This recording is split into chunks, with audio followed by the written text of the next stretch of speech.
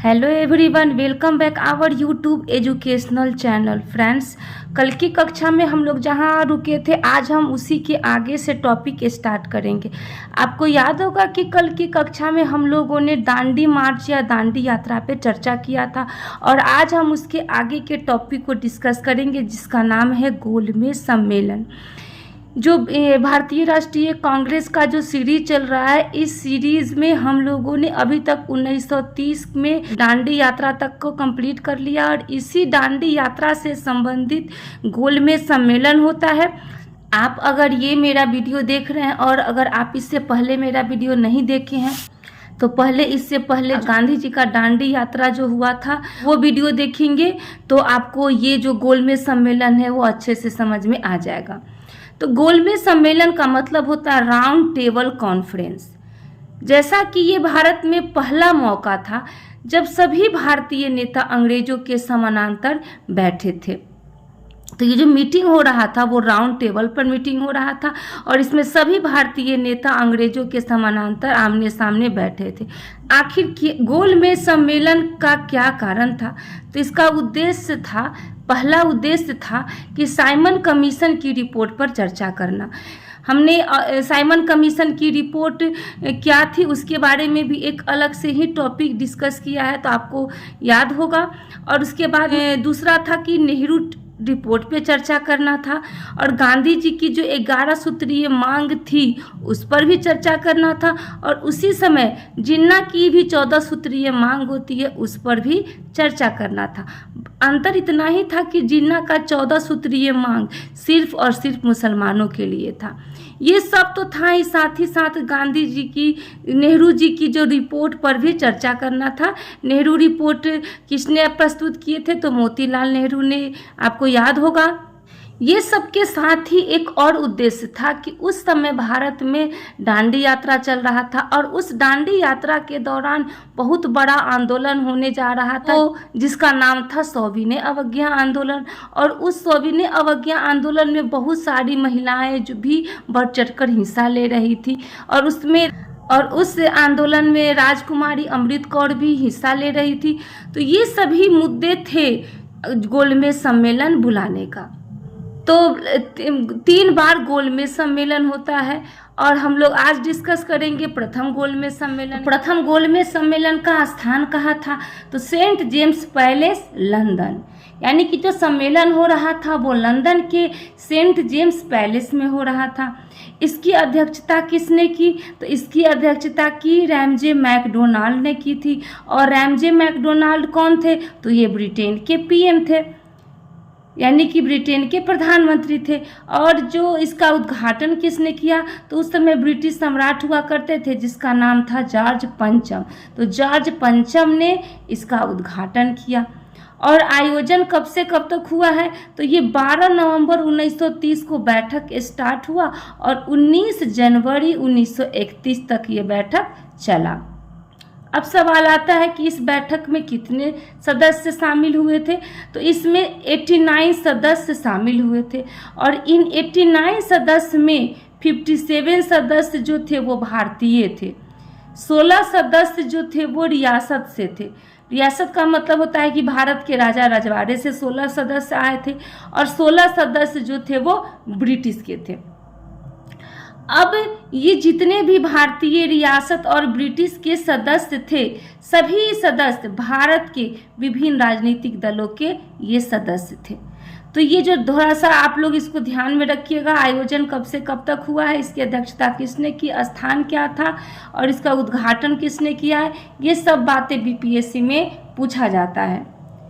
अब इसके आगे होता है कि इसमें कौन कौन भाग लिया था, कौन कौन व्यक्तियों ने भाग नहीं लिया था। तो इसमें सबसे पहला जो नाम आता है वो कांग्रेस का आता है। कांग्रेस इस प्रथम गोलमेज सम्मेलन में कांग्रेस भाग नहीं लिया था।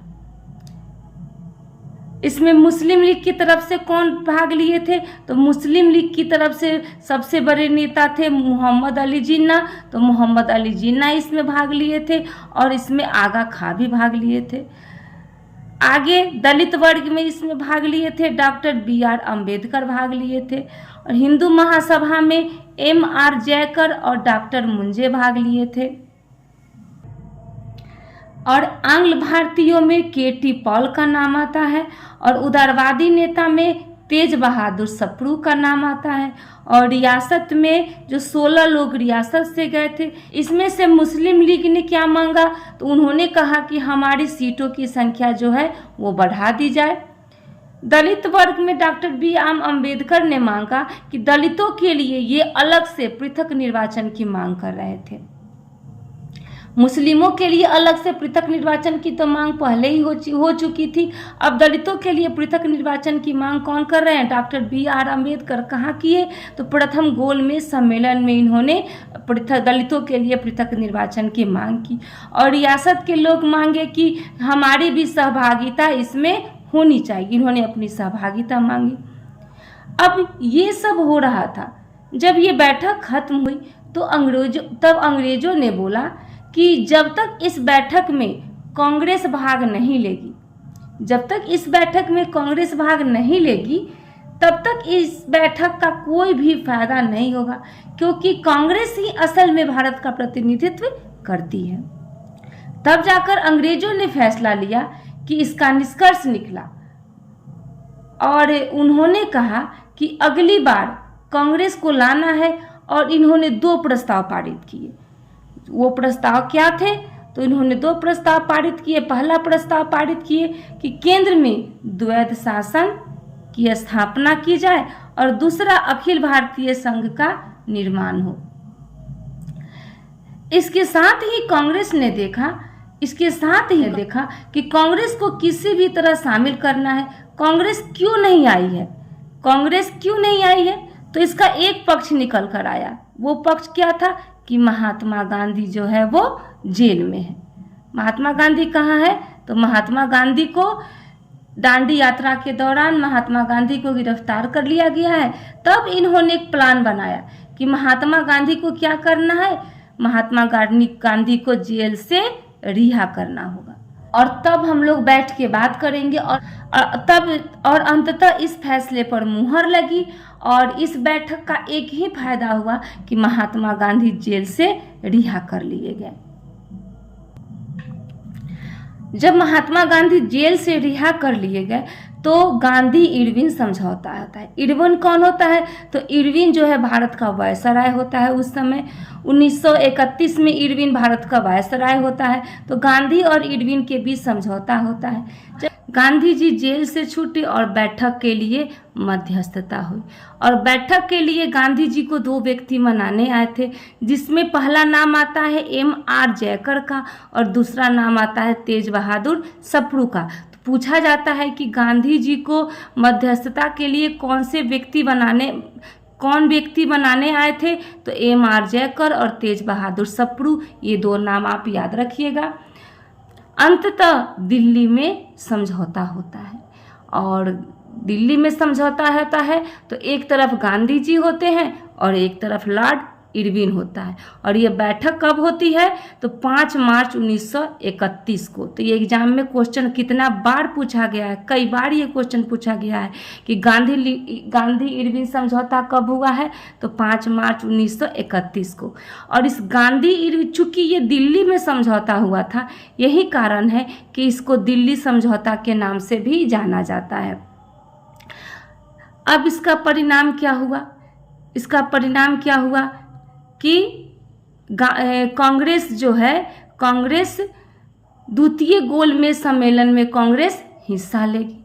और दूसरा परिणाम क्या हुआ कि सविनय अवज्ञा जो कि भारत में चल रहा है वो स्थगित हो जाएगा।